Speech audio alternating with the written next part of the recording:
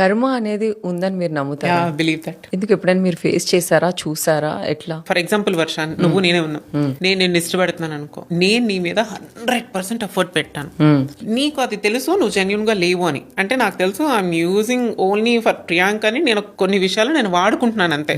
ప్రియాంక మీద నాకు ఎలాంటి ఎమోషన్స్ లేవు. నీకు ఆల్రెడీ నీ లైఫ్ ప్లాన్ అనేది ఒకటి ఉంది. You are doing time pass with me.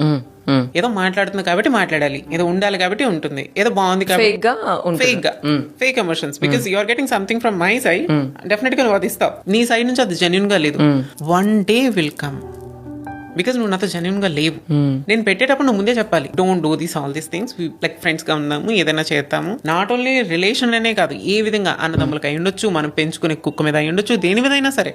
Wantedly నువ్వు ఏదైతే హర్ట్ చేస్తావో karma will hit you very hardly.